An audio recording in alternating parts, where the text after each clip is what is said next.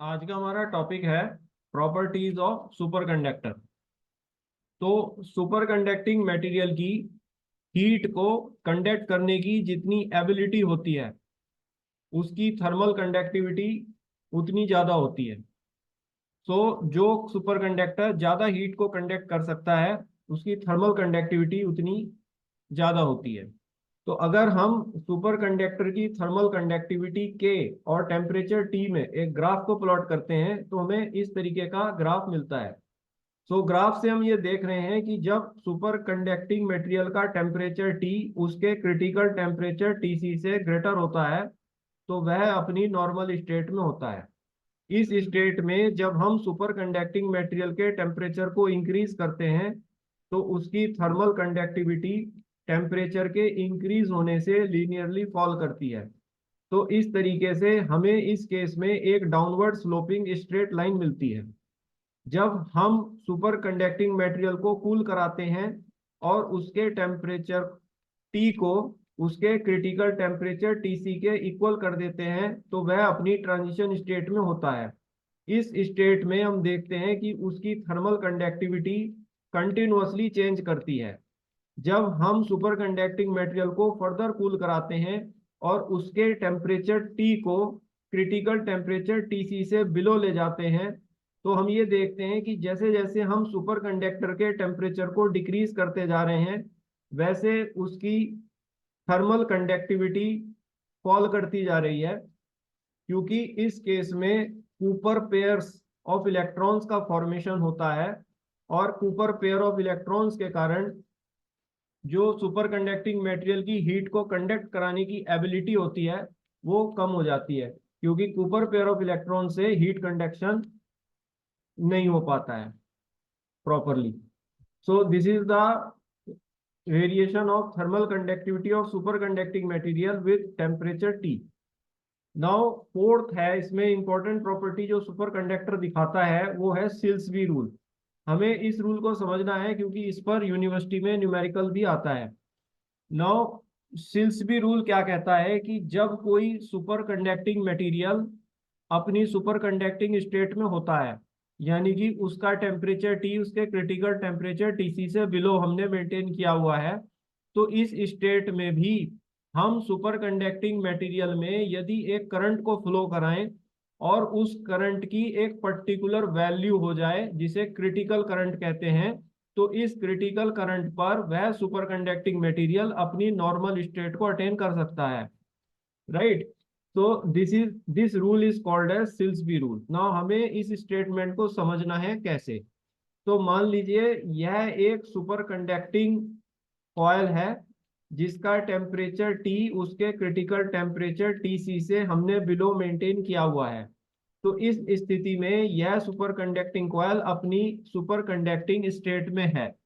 Now इस super conducting state में यदि हम इस सुपर कंडक्टिंग कॉयल में एक करंट को फ्लो करा रहे हैं जिसका मैग्नीट्यूड आई क्रिटिकल करंट से इक्वल या उससे अधिक है, तो इस सुपर कंडक्टिंग मटेरियल से एक मैग्नेटिक फील्ड पास करेगा और ये मैग्नेटिक फील्ड का जो मैग्नीट्यूड होगा एच, वो critical magnetic field H C के इक्वल या उससे अधिक होगा। नाउ इस अप्लाइड मैग्नेटिक फील्ड के कारण magnetic lines of force super conducting material के अंदर पेनिट्रेट हो रही हैं और वह अपनी नॉर्मल स्टेट को अटेन कर रहा है। नाउ यदि सुपर कंडक्टिंग कॉयल का रेडियस आर है तो ये क्रिटिकल करंट हम निकाल सकते हैं by this formula IC equal to 2 pi R H C, where IC is critical current, R is radius of coil of superconductor and HC is critical magnetic field। तो ये है हमने किस तरीके से सुपर कंडक्टिंग मटेरियल को super conducting state में से नॉर्मल स्टेट में चेंज कर दिया। इसके लिए हमने सुपर कंडक्टिंग मटेरियल में एक करंट को फ्लो कराया था जिसका मैग्नीट्यूड कम से कम क्रिटिकल करंट था या उससे अधिक था। ऐसी स्थिति में ये करंट एक मैग्नेटिक फील्ड को जनरेट करेगा जो कम से कम क्रिटिकल मैग्नेटिक फील्ड या उससे अधिक होगा ऐसी स्थिति में ये magnetic line of force super conducting material के अंदर पेनिट्रेट कर जाएंगी और वह अपनी नॉर्मल स्टेट को अटेन कर लेगा। दूसरा केस इसी सिल्सबी रूल का यह है कि अगर हमने सुपर कंडक्टिंग स्टेट में करंट को फ्लो करा के मटेरियल के अंदर उसे नॉर्मल स्टेट में चेंज करा दिया है, तो हम एक बार फिर से एक उस करंट को रिवर्स डायरेक्शन में फ्लो करा के उस सुपर कंडक्टिंग मटेरियल को फिर से सुपर कंडक्टिंग स्टेट में ला सकते हैं नॉर्मल स्टेट से। जैसे कि ये केस है, मान लो ये एक सुपर कंडक्टिंग कॉइल है जिसका टेम्परेचर कैपिटल टी उसके क्रिटिकल टेम्परेचर टीसी से लेस है, यानी कि ये सुपर कंडक्टिंग कॉइल इस वक्त अपनी सुपर कंडक्टिंग स्टेट में है। नाउ सपोज हमने इस सुपर कंडक्टिंग कॉइल पर एक मैग्नेटिक फील्ड अप्लाई किया है H, जो कि क्रिटिकल मैग्नेटिक फील्ड HC से ग्रेटर है। नाउ जब ये HC से ग्रेटर होगा तो हम जानते हैं कि ये मैग्नेटिक फील्ड इसके अंदर पेनिट्रेट कर जाएगा और वो अपनी नॉर्मल स्टेट को अटेन करेगा। नाउ यदि हम इस सुपर कंडक्टिंग कॉइल में एक करंट को फ्लो कराते हैं जिसकी वैल्यू क्रिटिकल करंट से ग्रेटर है, तो ये करंट एक मैग्नेटिक फील्ड H को जनरेट करेगा जो कि क्रिटिकल मैग्नेटिक फील्ड से ग्रेटर होगा, अप्लाइड मैग्नेटिक फील्ड से अपोजिट डायरेक्शन में। तो इस तरह से ये अप्लाइड मैग्नेटिक फील्ड के इक्वल और अपोजिट होगा, तो ये इसको कैंसिल आउट कर देगा और कैंसिल आउट होने से एक बार फिर से सुपर कंडक्टिंग मटेरियल के अंदर नेट मैग्नेटिक इंडक्शन 0 होगा और वह एक सुपर कंडक्टिंग स्टेट में होगा। नाउ इसकी पांचवी इंपॉर्टेंट प्रॉपर्टी है माइसनर इफेक्ट, राइट। तो माइसनर इफेक्ट को समझने से पहले, स्टेटमेंट उसके समझने से पहले हम इस बिहेवियर को समझते हैं सुपर कंडक्टिंग मटेरियल का। मान लीजिए यह एक सुपर कंडक्टिंग मटेरियल है जिसका टेम्परेचर T उसके क्रिटिकल टेम्परेचर से अबव हमने मेंटेन किया हुआ है। तो यह सुपर कंडक्टिंग मटेरियल इस समय अपनी नॉर्मल स्टेट में है। नाउ इस स्टेट में सुपर कंडक्टिंग मटेरियल के अंदर magnetic lines of force penetrate करती हैं, राइट, और वो एक फ्लक्स अपने अंदर से लिए हुए होता है।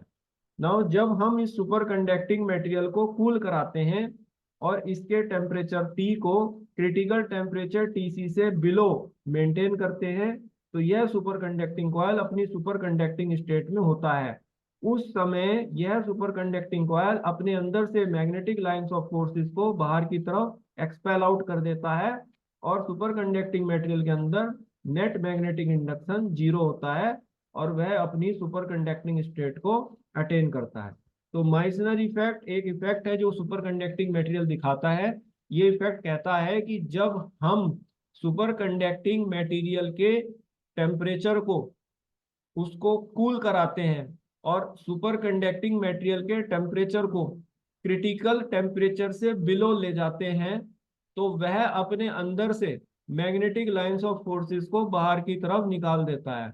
इस इफेक्ट को माइसनर इफेक्ट कहते हैं और इस प्रॉपर्टी को यूटिलाइज हम करते हैं क्योंकि इससे ये परफेक्टली डायमैग्नेटिक मटेरियल बन चुका है और जब हम कभी भी मैग्नेट इसके पास लाते हैं तो ये इससे स्ट्रांगली रिपेल करता है इस स्टेट में, जिससे हम कोई भी मैकेनिकल वर्क ले सकते हैं।